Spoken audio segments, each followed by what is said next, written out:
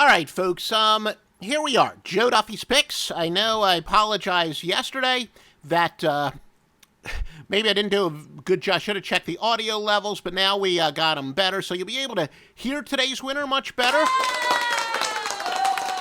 right, yes. And we do, by the way. Nice night last night, admittedly. When we released it, the Georgia Tech game pushed the total. We had the under, but a lot of you, especially if you bought yesterday, most likely you did have the under and went 2-1 either way. Our big play on the under in the NFL game won big time. We got a big weekend up. Friday, if you're calling by 5, we got a, I think a 5 o'clock basketball, is it? And then the 6 o'clock football. But we have a ton up for Saturday as well, including the CBS Total of the Year, ESPN Big Ten Total of the Year among 8 winners. Sunday, 6 NFL winners up, and we're now, I think, 10-5 last couple weeks in the NFL, including the weekday games. So get all that at offshoreinsiders.com, Joe Duffy's Picks. I do have a free winner for tonight.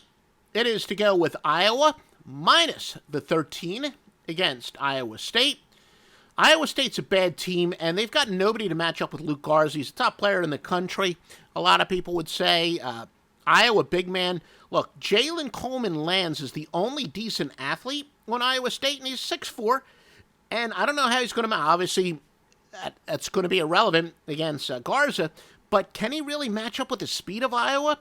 Maybe he's about the only guy who could, but this is a bad Iowa State team. They were losing by 3 at home to Arkansas Pine Bluff. And if you want to go by Ken Palm, Ken Palm's pretty good. I think he's got Arkansas Pine Bluff rated 350 out of 357 Division I teams. I mean, they're one of the worst teams in the country. They were beaten at home by a middling South Dakota team. Now they're going to take on an Iowa team that's outscoring their opponents by 27.8 points per game. And their most impressive victory was their smallest margin of victory. They beat North Carolina by 13. That's tonight's spread. North Carolina's much better than Iowa State. Iowa State has no true point guard. Last year they had Tyrese Halliburton, very good player. They haven't replaced his scoring. They haven't replaced him at all. They got a guy who's not a true point guard. Iowa's going to crush them with speed and then beat them down low with the gross mismatch with Garza. So it's not like a case where they're, that Iowa State can game plan let's figure out a way to slow down Garza and we'll have everyone else beat us. Well, if they allow everyone else to beat them, believe me, Iowa will be able to exploit that because they've got the speed. It's going to be an up-tempo game. It's a high total, lots of scoring. One of the dumbest myths in sports gambling is the old adage to take the double-digit dogs in big rivalries. That's pure balderdash. What I found that it means, in fact, I did a study a few years ago as it applies to college football. I even broke down, I took a sport, this was at least 10, 12 years ago, and I went with a sporting news article that came out and said, yeah, these are the 10 biggest rivalries in college football. So I said, all right, how did double-digit dogs do in those rivalries? And we found, not surprisingly, not very well. Now, it wasn't necessarily a big edge the other way. Haven't done that specific study in college basketball, but anecdotally, I'll tell you that maybe it applies when it's kind of like a one-way rivalry, not a one-sided, but a one-way. In other words, if you got East Tennessee State playing Tennessee, yeah, to East Tennessee State, it's a big rivalry game. Maybe not to Tennessee. Maybe there's a slight edge, but true rivalries, no, just the opposite.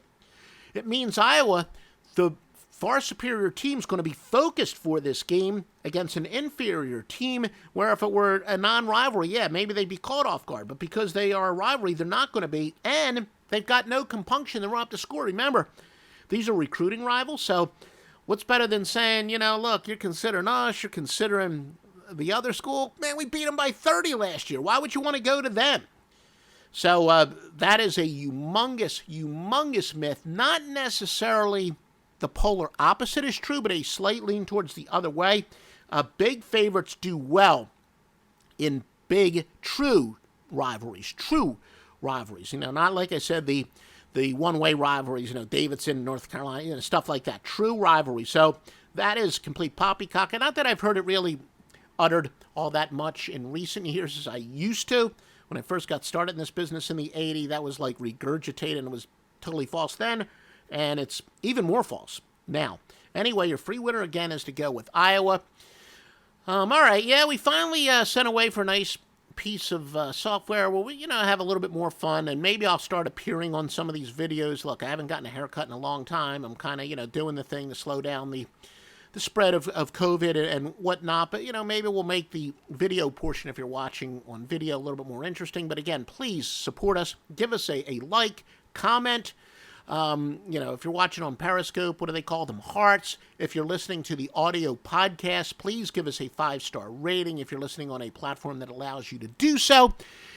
It's your way of telling whatever, YouTube and iTunes and Stitcher. Look, this has good content. Please be nicer to them in search engines, and it helps us get more exposure. So again, appreciate that. Visit us at offshoreinsiders.com.